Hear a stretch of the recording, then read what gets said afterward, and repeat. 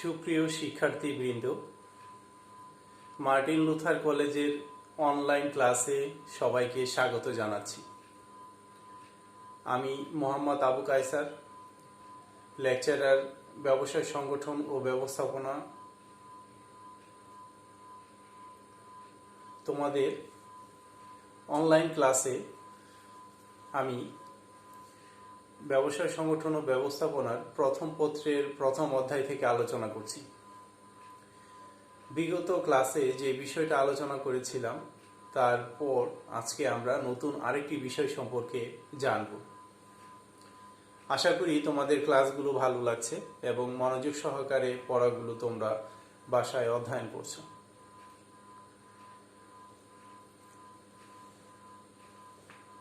আজকে আমরা যে বিষয়টা নিয়ে আলোচনা করব তা হচ্ছে প্রত্যক্ষ সেবার ধরন অথবা শ্রেণী বিভাগ।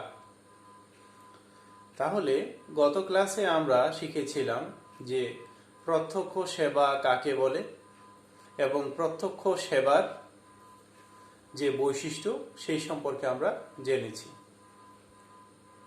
তাহলে আজকে আমরা শিখব প্রত্যক্ষ সেবার শ্রেণী বিভাগ, মানে কোনগুলোকে আমরা প্রত্যক্ষ সেবা বলবো, সেই প্রত্যক্ষ সেবা সম্পর্কে আর একটু বিস্তারিত আলোচনা।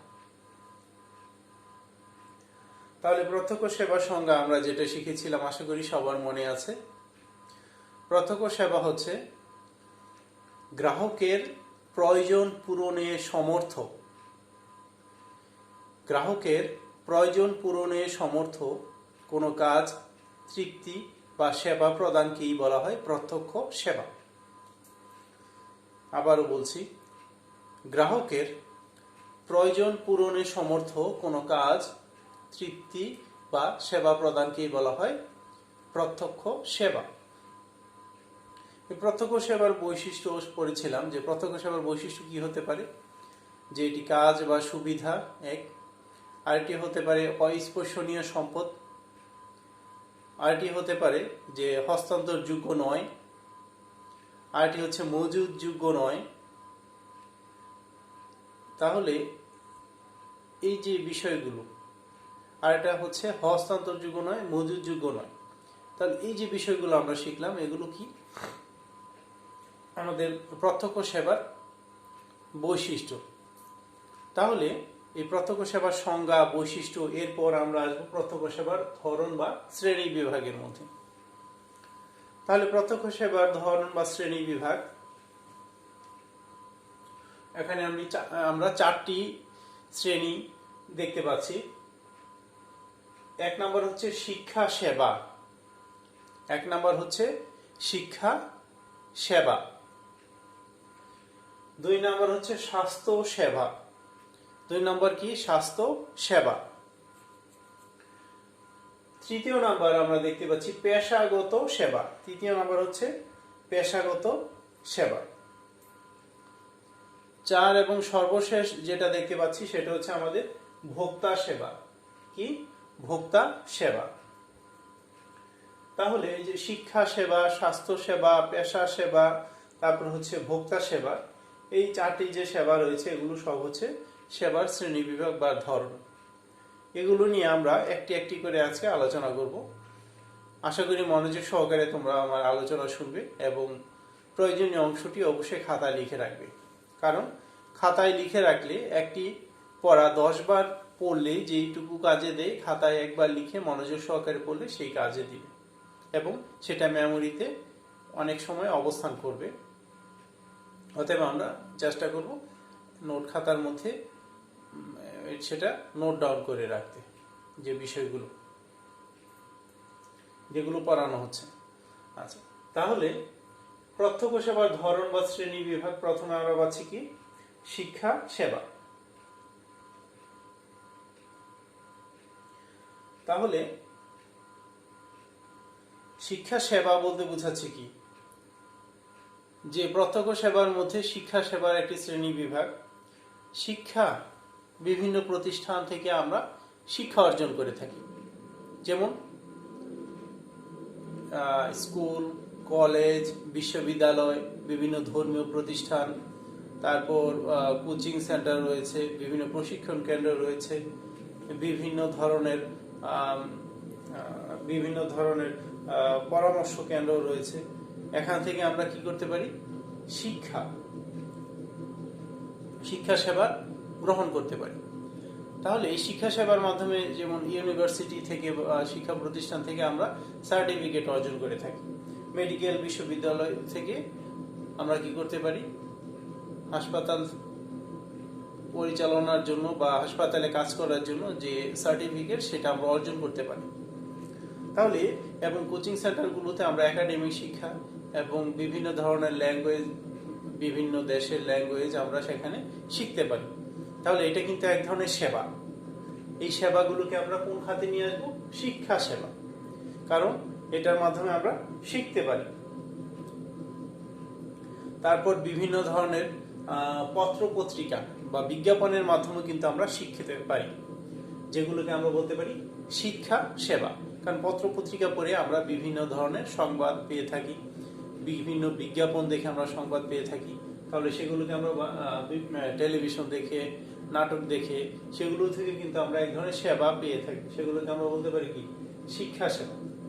তাহলে এই যে টেলিভিশনের বিষয়টা সাধারণত এখানে আমরা সরাসরি যে নাট্যমঞ্চের মধ্যে যে নাট্য পরিবেশন করা হয় বা নাটিকা, সেগুলোকে আমরা শিক্ষা সেবা বলতে পারি, কারণ এগুলো কিন্তু সরাসরি প্রদর্শিত হয়। আচ্ছা, তাহলে শিক্ষা সেবার বিষয়টা আশা করি সবার ক্লিয়ার হয়েছে। এবার আমরা চলে আসি দ্বিতীয় পর্যায়ে। দ্বিতীয় পর্যায়ে আমরা যেটি পাচ্ছি সেটি হচ্ছে স্বাস্থ্য সেবা। দ্বিতীয় পর্যায়ে রয়েছে কি? স্বাস্থ্য সেবা। তাহলে এই যে স্বাস্থ্য সেবা বলতে বোঝাচ্ছে কি? অর্থের বিনিময়ে যে স্বাস্থ্যগত বিভিন্ন ধরনের সমস্যা সমাধানের জন্য যে সেবা আমরা পেয়ে থাকি, সেগুলোকে আমরা বলি স্বাস্থ্য সেবার অন্তর্ভুক্ত। যেমন হাসপাতাল হতে পারে, ক্লিনিক হতে পারে, বিভিন্ন ধরনের ডায়াগনস্টিক সেন্টার হতে পারে, বিভিন্ন ধরনের যেমন চিকিৎসার ক্ষেত্রে চিকিৎসক পরামর্শ প্রদান করে থাকে। বিভিন্ন ফার্মেসিতে ডক্টর বসে থাকেন সন্ধ্যার সময়, সেখান থেকে আমরা সেবা নিয়ে থাকি, যেগুলোকে আমরা বলতে পারি কি? স্বাস্থ্য সেবা। তাহলে এই যে স্বাস্থ্য সেবাটা কি? অর্থের বিনিময়ে একজন ডক্টর কি করে থাকেন? প্রত্যক্ষভাবে তার রোগীদেরকে যে সেবাগুলো দিয়ে থাকেন, সেগুলোকে আমরা বলতে পারি স্বাস্থ্য সেবা। অথবা একজন ফিজিওথেরাপিস্ট তিনি কি করে থাকেন? একজন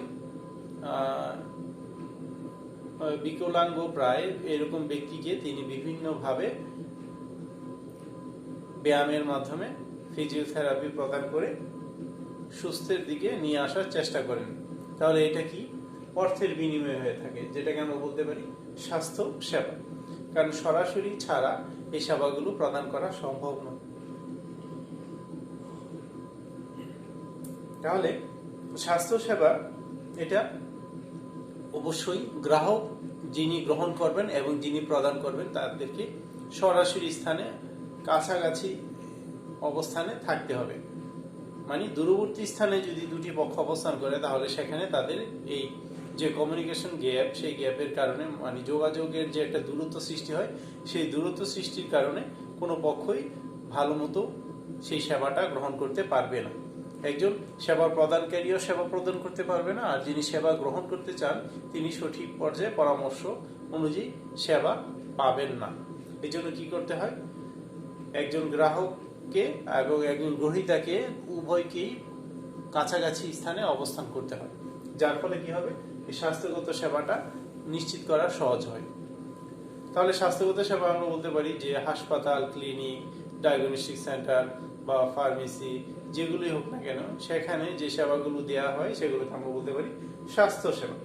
তাহলে এই স্বাস্থ্য সেবার জন্য আমাদের সরকারি বেসরকারি বিভিন্ন ধরনের হাসপাতাল রয়েছে, যেখানে এই স্বাস্থ্য সেবাগুলো প্রদান করা হয় স্বল্পমূল্যে বা ন্যায্য মূল্যে, যাই বলি না কেন।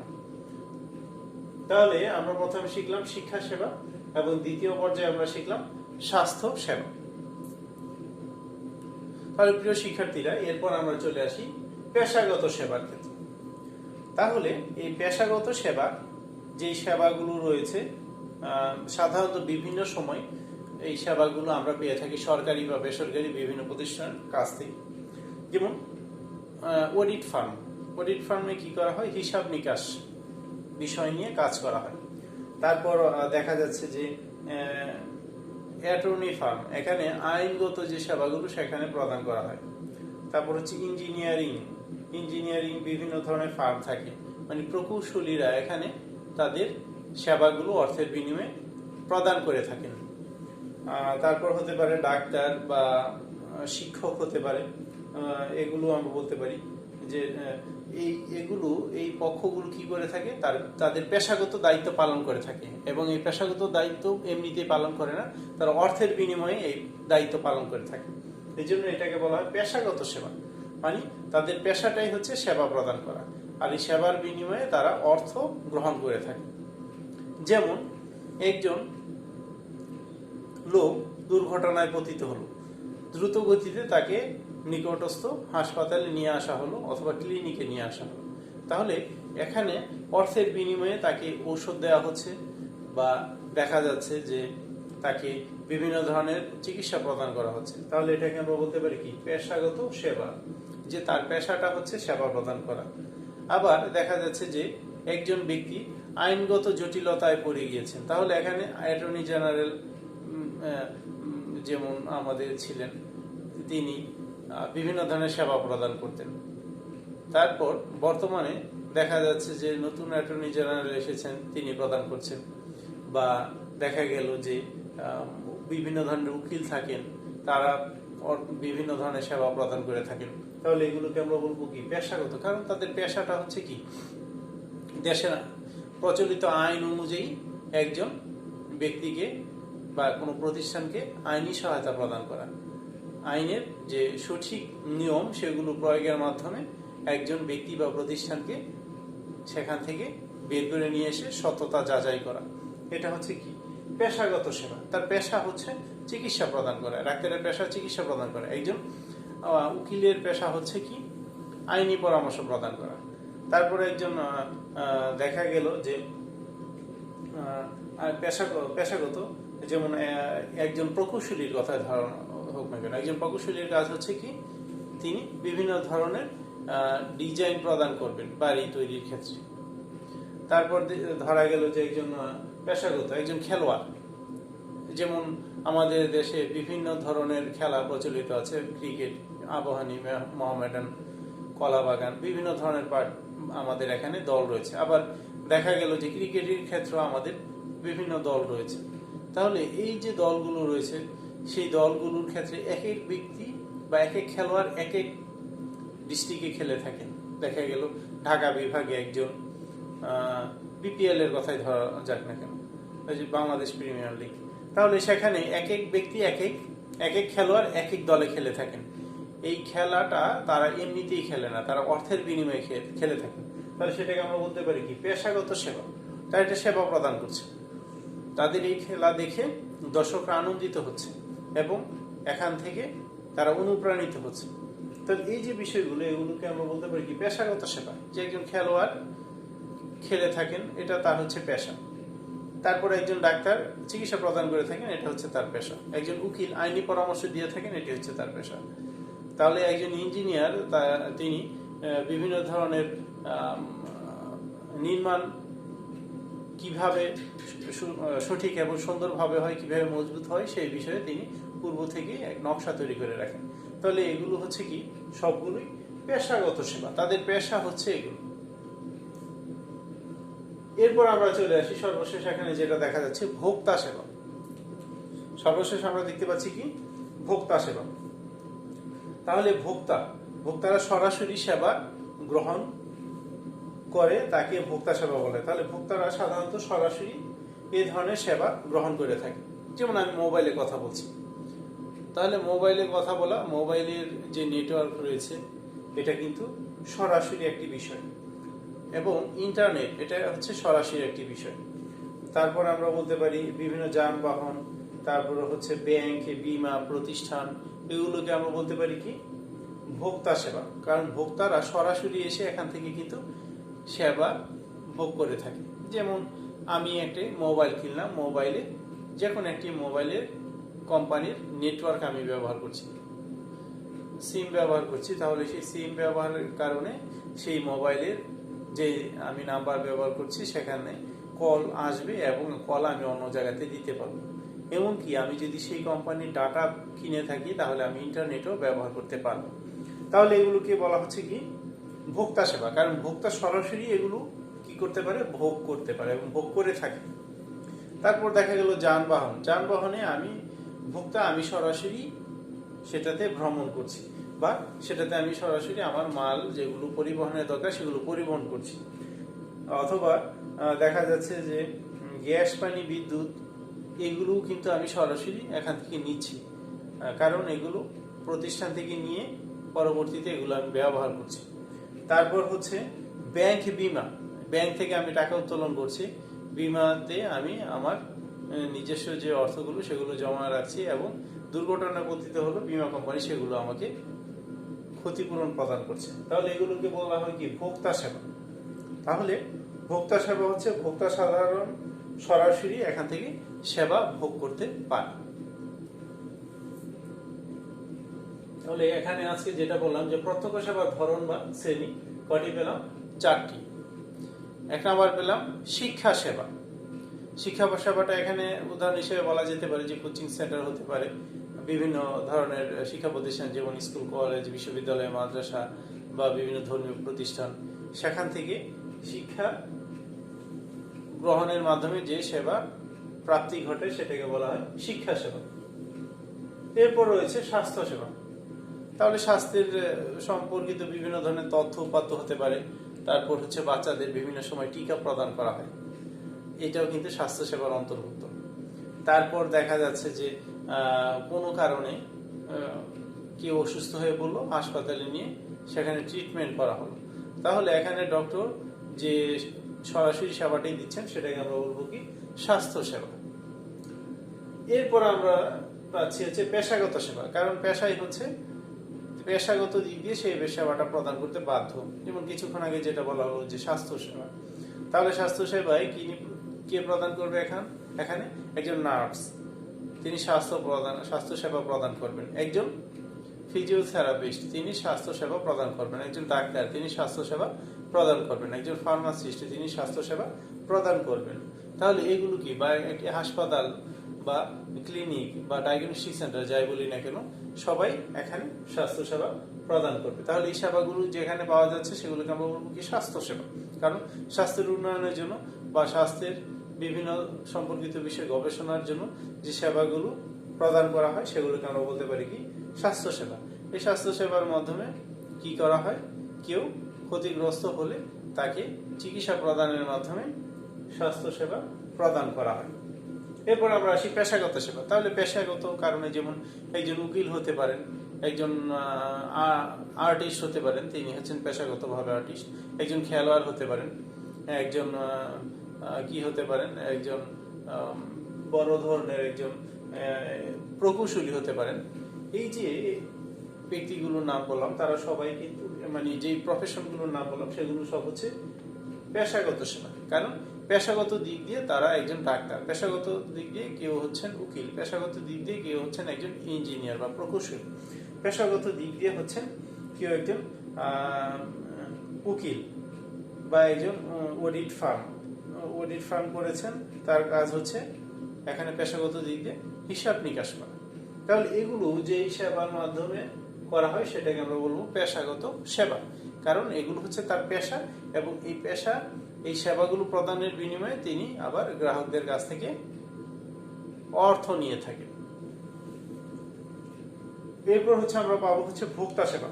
তাহলে ভোক্তারা সরাসরি এই সেবা গ্রহণ করে থাকে, ভোক্তারা সরাসরি এই ধরনের সেবা গ্রহণ করে থাকেন। যেমন বিভিন্ন ধরনের বিনোদন হতে পারে, যেটা বললাম যে